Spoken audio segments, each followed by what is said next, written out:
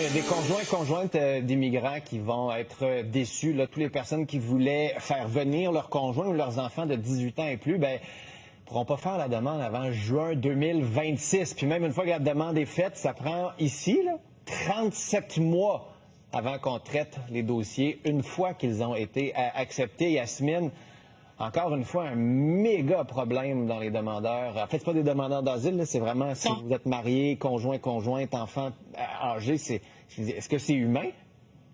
En fait, c'est inhumain et je veux juste expliquer la différence entre les réfugiés que l'on reçoit, les demandeurs d'asile et les personnes parrainées. Les personnes parrainées n'ont même pas le droit de demander des demandes d'aide à l'aide sociale, par exemple, pendant une période de 10 ans parce qu'ils sont parrainés. Il y a un engagement financier de la part du parrain de leur apporter soutien là, financier et assurer leur survivance ici au Québec. Donc, c'est inhumain. Alors, on peut parrainer parents, on peut parrainer grands-parents, on peut parrainer enfants de bas de 18 ans, mais conjoint-conjointe, il faut au moins, là, si on dépose notre demande au mois de juin prochain, 36 mois. Donc, c'est quoi? 4 ans d'attente pour un conjointe? Je trouve que ça, c'est une politique et une Ah ouais. réglementation un peu bête et disciplinée là, Ouais.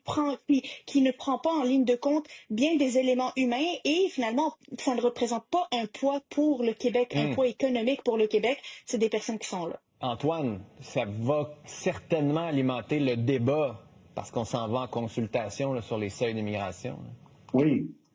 Oui, mais est-ce qu'une mesure comme celle-là a un grand impact? Je regardais les chiffres, je regardais les exceptions. Tu sais, si c'est juste les conjoints-conjointes, ça touche pas père, mère, grands-parents ou autres membres de leur parenté, les enfants de moins de 18 ans. Donc, est-ce que le gouvernement veut, je me suis posé la question, est-ce qu'il veut maintenir dans l'actualité le sujet de l'immigration de toutes les manières possibles, mais donc en parlant encore tu sais, en mettant une autre limite, Ouais. c'est une hypothèse qui m'est venue parce que je vois pas l'impact énorme là-dessus. On sait que bon, peut-être, effectivement, il y a beaucoup d'immigration, il y a trop d'immigration temporaire, mais là, on n'est pas On est dans le du tout. permanent de gens qui ont une famille ici, qui sont déjà avec un réseau, qui ont souvent un logement parce qu'ils vont vivre chez quelqu'un.